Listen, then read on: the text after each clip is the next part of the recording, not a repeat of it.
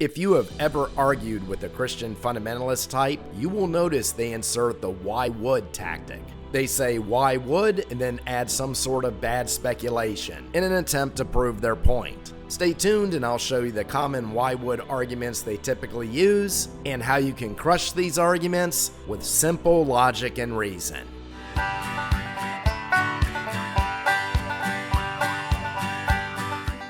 Have you ever gotten the "why would" argument from the Christian fundamentalist? The "why would" argument is how the fundamentalist proves his point. He basically says, my point must be true because why would, and then he inserts his reasoning, or should I say false reasoning. He basically takes a fact, and sometimes not even a full fact, inserts the phrase why would, and then creates a truth that didn't exist before. If you look through my comments on past videos, you will see many of these "why would" condescending conclusions. I must be wrong in my point because why would, and then they insert their nonsense. So what is the "why would" argument anyway? Well, I've got three that they commonly use. The first is why would the apostles, disciples, and later converts who experienced miraculous things supposedly make it up? Why would those witnesses to Christ make up such a story? And the evangelical type believes this is some sort of convincing argument. Why would people make things up if it wasn't true? Well, let's flip that argument to prove Islam. Why would Muhammad make up that he got a revelation from God if it wasn't true?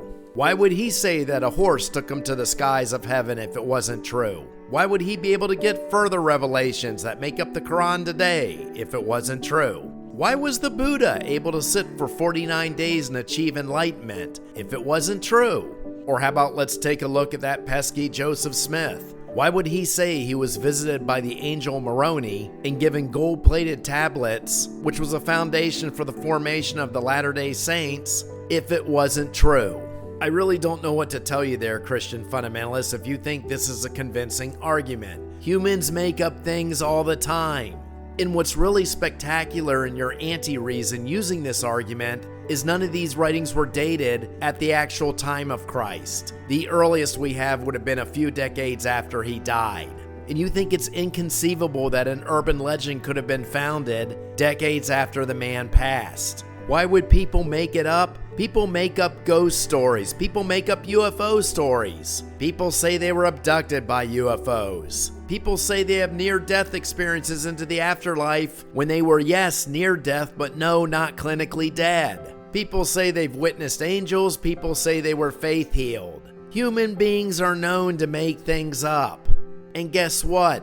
Many religions are founded on these make-believe stories. What makes you think yours is special? In which they will usually counter with, what about Paul? Paul was a persecutor of Christians after Christ was dead, never met Jesus Christ, yet suddenly out of nowhere converted to Christianity. Why would a once persecutor suddenly convert and ally himself with the very people he persecuted?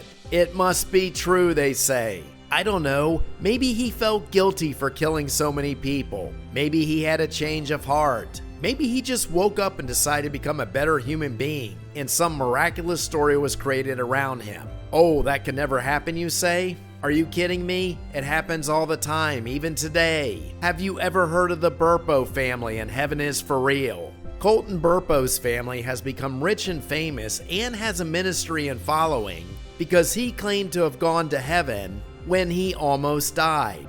Note, I said he almost died. And I can prove he never went to the afterlife because he was never clinically dead. So why would they make this up? I don't know, attention seeking, money seeking, fame seeking. Who knows? How many of you have a crazy aunt who swears she has a poltergeist in the house? Humans make things up. This is not only not a strong argument, it's incredibly weak. But the Christian fundamentalist counters. They were not only willing to be martyred over this tale, many of them were martyred. And that's true. Many Christians have been killed for their faith. I will even grant you that certain apostles and disciples were killed for their faith. Although I'm not sure I can conclusively prove that, let's assume they did. You know who else dies for their faith? Every single jihadist. A few decades ago, a couple of them got into some airplanes and flew them right into our trade center, chanting to Allah, sure this was going to get them the express ticket to heaven. The Mormons were persecuted for their faith. Many of them were under threat of death, and they hung on to their belief even though they were moved across the country to Utah. Quakers were heavily persecuted, but yet hung on to their faith. If somebody believes in something strong enough, they will be willing to give their life for it. How many have died in senseless wars because of this concept? Not to mention, if you're really convinced that dying for your faith is going to land you in that forever paradise, and you believe it 100%, it makes that whole dying part a lot easier. There was a Buddhist monk who set himself on fire while sitting in a meditative state in protest in Vietnam long ago. Not to mention, you don't know the final moments of mindset in these disciples who were executed for Christ. If that's what really happened, how do you know that they walked to their deaths bravely with Jesus on their lips? Maybe they recanted, trying to save their lives at the last moment. And maybe they didn't. Plenty of people die for causes. Saying that this proves that the resurrection of Christ was valid has no legitimacy whatsoever. And the final why would argument from the Christian fundamentalists, when you've got them backed in the corner, would be, why would Christianity have lasted so long and there be so many Christians today? I don't know. Why have our cousins of Judaism lasted for so long? There's 15 or 18 million people who aren't convinced that Christ rose from the dead. And how about all those Mormons who arose from Joseph Smith's encounter with the angel Moroni? They certainly don't have the longevity of Judaism, but there's 16 million of them in the world. But here's a religion that's not only been around for 2,000 years, but 2,500 years. Those Buddhists again, with about 400 million followers. And how about those descendants from Abraham's other son, Ishmael? Islam is almost as old as Christianity, started about 7 centuries later, and it has 2 billion followers. That's 2 billion people that believe in the legitimacy of the Prophet Muhammad. Why would that many people believe it if it wasn't true? Why would 16 million people believe in the fable of Joseph Smith if it wasn't true? Why would 400 million Buddhists believe it if it wasn't true?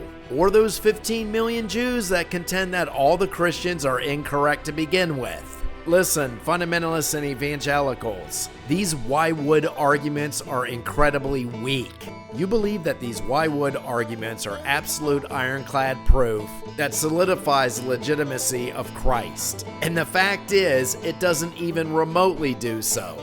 Basically, what you're saying are that these miraculous events surrounding Christ, written about decades after he was already dead, must absolutely be true because of your why would arguments, but I can take these same why would arguments, place them in other religions, and they have no validity whatsoever. Once again, you're stating your magic is true and everyone else's isn't. Now, I'm okay with you believing whatever you want to believe, Christian fundamentalist, but when you go around trying to convince everyone of these beliefs based on nonsense like this that you claim is evidence, and this why would type argument is not evidence. So when you look at me and say, why wouldn't you believe in the legend of Christ and Christianity? I'm gonna throw all the other religions in front of you and simply ask you, why would you believe yours? I'm Charles Hurst, and if you'd like to read a novel you're never going to believe but is entertaining nevertheless, check out my work, The Second Fall, an offbeat apocalypse sure to offend the fundamentalist, on Amazon. Link is in the video description as well as the banner, and I will see you next time as we once again take that sword of reason and reality and thrust it right through the heart of ignorance.